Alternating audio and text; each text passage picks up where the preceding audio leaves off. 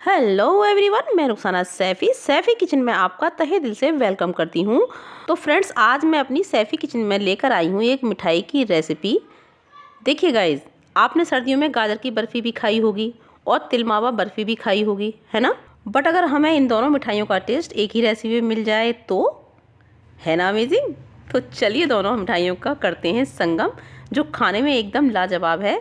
तो उसके लिए हमें सबसे पहले मावा बनाना होगा, जिसके लिए हमने 1.5 किलो दूध उबलने के लिए रख दिया है चूल्हे पर। ये फुल फैट मिल्क है। अगर आपके पास मावा ऑलरेडी तैयार है तो ये रेसिपी और भी जल्दी बनकर तैयार हो जाती है, वो टाइम हमारा सेव हो जाता है। लेकिन मैं यहाँ मावा तैयार कर रही हूँ और इसी बीच देखिए, जब तक मावा बन रहा है तब तक हम यहाँ ये आधा किलो गाजर हमने ले ली हैं। तो इनको हमने वॉश कर लिया है और इनको पील करके मैं ग्रेट कर लेती हूँ। और देखिए, बीच बीच में हम अपने दूध को भी चलाते रहेंगे। जो कढ़ाई हमने चढ़ा दी है उस पर भी ध्यान रखेंगे। देखिए, कैरेट हमारी ग्रेट हो चुकी हैं और इधर दूध भी हमारा गाढ़ा हो चला है। तो अब हम इसमें डालेंगे मीठा करने के लिए चीनी। तो चीनी हम डालेंगे इसमें 5 चम्मच।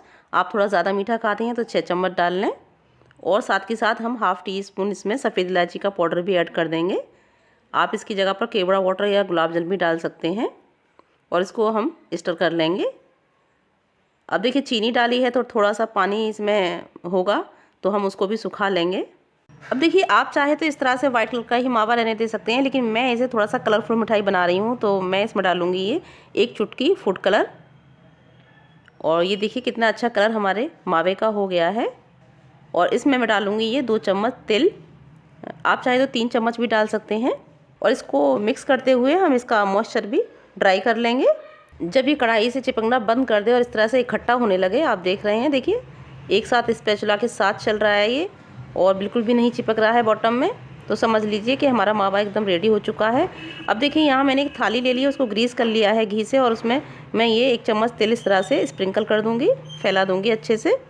आप चाहे तो कोई भी मोल्ड वगैरह भी ले सकते हैं या हलवाई वाली ट्रे होती है मिठाई जमाने की, वो भी ले सकते हैं। और इस तरह से मैं ये जो मावा है इस पर डाल दूँगी और अच्छे से इसको इस तरह से फैला दूँगी। अब देखिए, मुझे तो आदत है हाथों से करने की, तो मैं हाथों से ही इसे अच्छे से फैला रही हूँ। आप स्पैचुला की मदद ले सकते हैं अगर गर्म लगे तो।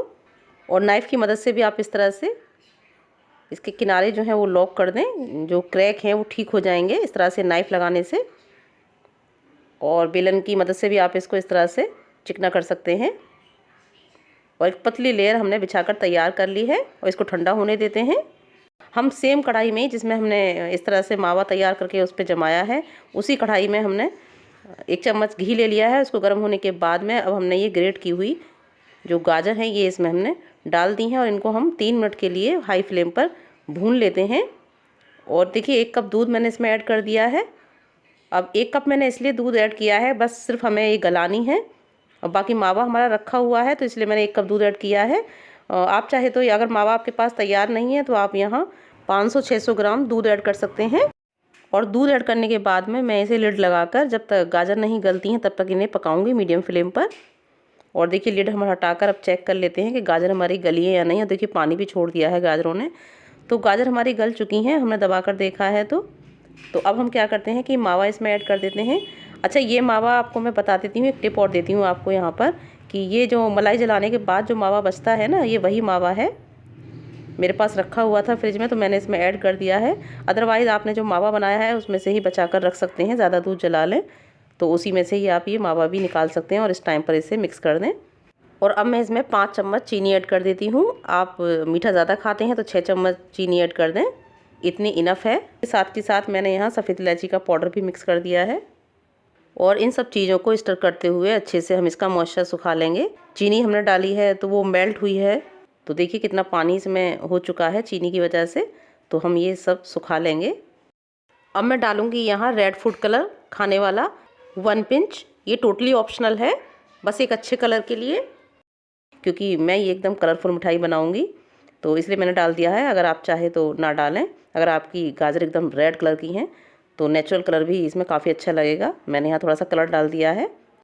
अब देखिए, कैसे पहचान करेंगे जमने लायक हो गया है। इस तरह से बॉटम में चिपकना बंद कर दे जब हमारा ये डो, तो समझ जाइए कि अभी जमने की कंसिस्टेंसी में आ चुका है।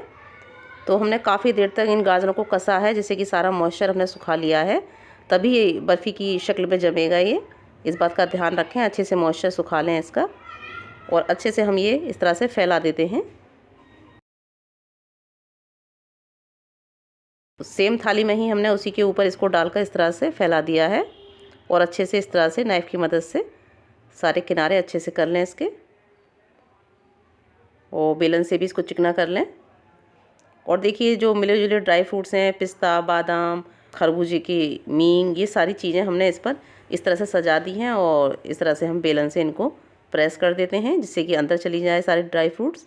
और अब हम इसे सेट होने के लिए छोड़ देते हैं 1 घंटे के लिए, या फ्रिज में रख दें अगर आपको जल्दी है तो। और ये देखिए अब ये सेट हो चुकी है, तो अब हम इसकी कटिंग कर लेते हैं। तो इस तरह से आप मनचाही शेप में इसको कट कर सकते हैं, लेकिन यहाँ मैं ये बर्फ़ी बना रही हूँ तो इसीलिए इसको इस तरह से बर्फ़ी की शेप में ही मैं इनको कट करूँगी। अच्छा, इसकी थिकनेस आप अपनी मर्ज़ी के मुताबिक भी रख सकते हैं, मोटी या पतली। और इस तरह से कट करने के बाद में ये देखिए, वाव, अमेजिंग है ना, एकदम कलरफुल। और गाजर के हलवे के ऊपर जो हमने ड्राई फ्रूट सजाए हैं ना, उससे तो ये और भी ज़्यादा खूबसूरत हो गई है हमारी मिठाई। आप देख रहे होंगे लुक वाइज ये कितनी अच्छी आई है हमारी मिठाई। तो देखा, गाजर का हलवा और तिल मावा बर्फ़ी का ट्विस्ट डाला और एक बन गई नई मिठाई।